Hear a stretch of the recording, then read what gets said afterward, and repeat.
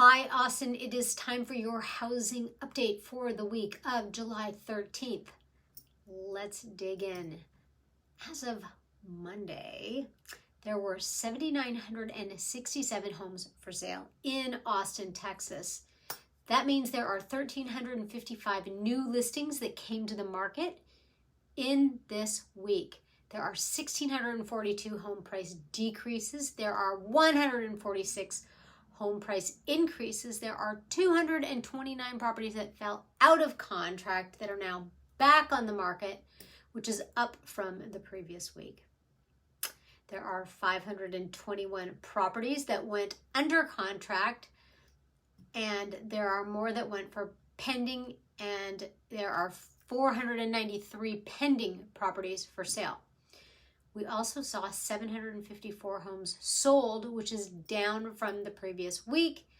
Now, that said, 168 homes were taken off the market and 26 homes had listings that expired.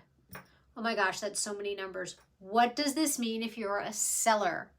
All right, given the inventory numbers increasing, sellers can expect more competition. That's right, sellers, you're going to want to pay attention to how your property is presented or staged. A move-in ready house will definitely sell more quickly than one that needs lipstick or additional renovations. And you know what? There was a time months ago that sellers didn't have to have that perfect house, but taking that time up to date and now with your home, get it done. It will pay off at the negotiating table, and you may even see, I dare I say it, a bidding war, but more on that later. So more importantly, sellers, how your home is marketed to buyers is more important now than ever. Marketing is not about putting a sign in the yard. It's not about putting it in the MLS, and it's not about praying for multiple offers or even a decent offer.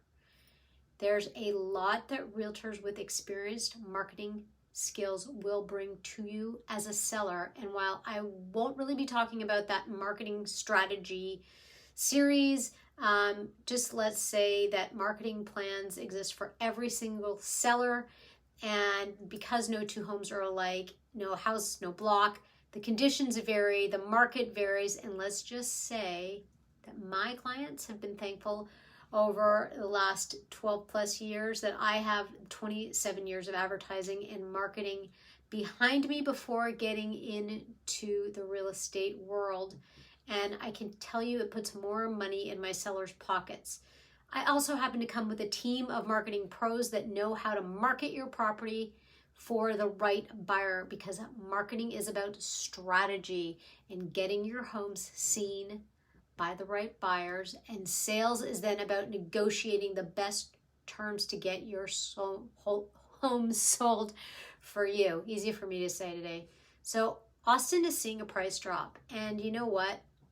There are aspirational prices because people started a little bit too high.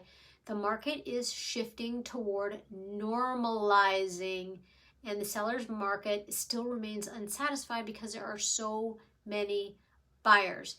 Now, if you have a crystal ball and you know anything about prices, please tell me where I can borrow yours or pick one up for myself, because right now the market that is suiting everyone is the market that is selling and listing houses that are priced for today's market.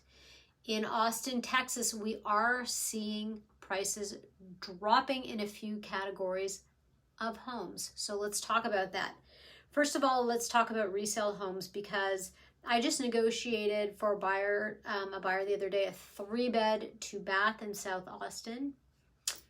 And I'm saying that in the sub-$1 million market, there's a lot going on in that resale space.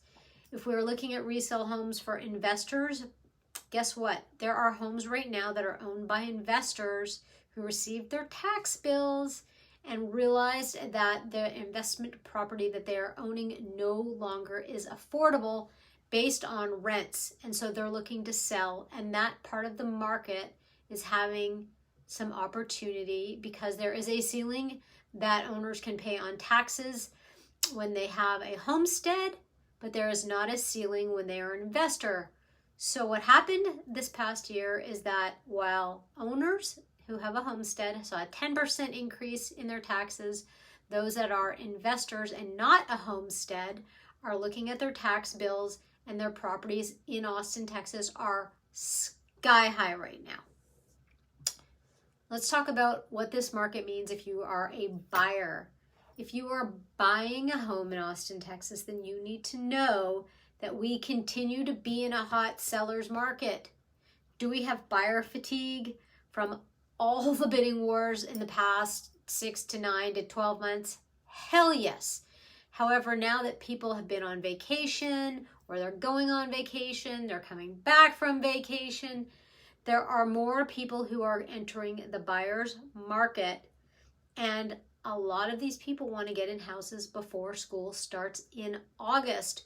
This is our normal selling cycle, folks. It's Austin, Texas before the new school year. And depending on interest rates, possible wars in other places, food shortages, and all sorts of things, our housing prices are a reflection of the global living in the micro. So now let's talk about new build homes. Builder inventory for new homes. Builders had speculated quite a bit, and they had wait lists for a while, and people have found other options. There have been delays. Sellers that were waiting to sell their own house in order to get into their new construction home without having to be homeless have been waiting, and now those homes are coming on the market, which means that builders are now competing with resale home sales as well. So that inventory is also taking a bit of a hit. What's it look like? Well, basically it's looking like 2019. However, we need way more homes to come onto the market for it to shift anywhere near a buyer's market. A buyer's market is 7 months of inventory. Heck, we're at like not even a month. So that said, if you're thinking about putting your house on the market, you need to price it right, sellers, because 3 months ago and 2 months ago and 1 month ago is not the price that buyers are paying for homes anymore. So moving on, let's look at inventory and the fact that there are Zillow houses and iBuyer homes that have been sitting on the market forever, and they're going to continue to sit on the market because they are not priced well. Nationally, we are seeing houses liquidated by all sorts of companies because holding on to them just didn't become sustainable, and that company methodology just wasn't working out. So 2008, we had our own market going on. 2019, pre-pandemic, things were moving right along. And you know what? What happened? We all stayed home for the last couple years, and now people are in their strongest equity position ever. So things are not looking at all like a recession when it comes to the housing market. There is sensationalism designed to sell ratings. And yes, there are also companies that did mortgages that are going out of business. Why? They either had the best or the worst, dumbest strategy for sustainability because they entered the market to take advantage of everyone who was refinancing. And you know what? Conscious capitalism mindset, companies that are there to really truly help people with lending and moving forward with those who are still heavily employed, sitting on cash, looking to pay all their bills. Those companies are fine and dandy. It was those folks that came in for the cash grab that you're hearing going away. What else is happening in the market? Our economy, 372,000 jobs just came out as announced. So the Fed is doing what? Well, let's see what happens with inflation. Let's see what happens with gas. Let's see what happens as we go with our fuel and whether or not we should all be driving a Tesla. But that's a crapshoot too, because I really don't know who's in charge of our electricity grid. I'm really all over the map right now. So here's the thing. Buyers, Your most valuable asset right now is your real estate agent. Yes, I'm a realtor. I admit it. There, I said it. However, it's your realtor that is going to help you get your offer to the table in this competitive market. Don't be confused by trying to work with a listing agent. Don't be confused by trying to work with a buyer. Those folks negotiate the terms for themselves, not for you. The listing agent represents the seller. The builder represents the biller. Listen, I had some folks from California recently. I turned them on to my local lender. He requested some paperwork. They came to me with multiple locations. I followed up with them repeatedly. They would send me a text asking what they thought about certain properties, and heck, they're out of town, and what I do is I help a lot of people relocate, and I was giving them information and following up, and this went on for months. I requested we sit down and let's talk about the buying process further, and sometimes dead air, sometimes replies, but we never got together. Now, folks, this was a referral from some friends. I trusted these folks, and months go by. I'm helping out. And finally, what happens? Ring, ring, Mr. Lender. Hey, we found a house, and we want to work with a builder, and we're going to go directly with them. What happens? The lender says, hey, absolutely, how can I help you? We did some preliminary paperwork. We need to get you through these other hoops because, as I've been saying all along, you need this form. And oh, what happened? They're working from home. They didn't tell their employer that they were thinking about moving. Therefore, they couldn't get a letter from their employer, which means the lender who had been helping them all along said, sorry, folks, no letter, can't get you a mortgage. And they've lost their dream house. They've lost that lender who had worked so diligently for them and done so many scenarios, because that's what we do. We're here to help our folks. So they've lost the lender now, and I don't think they're coming back. They've lost me because, heck, I'm there to negotiate the best terms. They want to go in as unrepresented buyers. What happens? They lose me, so I'm no longer of service.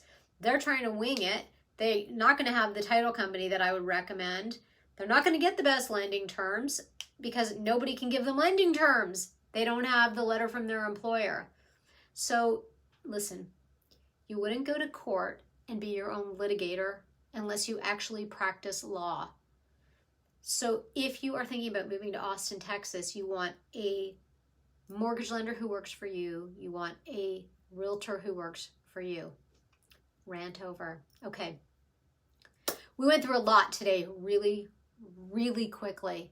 I didn't even say my name earlier. My name is Jennifer S. Goodman. I'm living in Austin, Texas.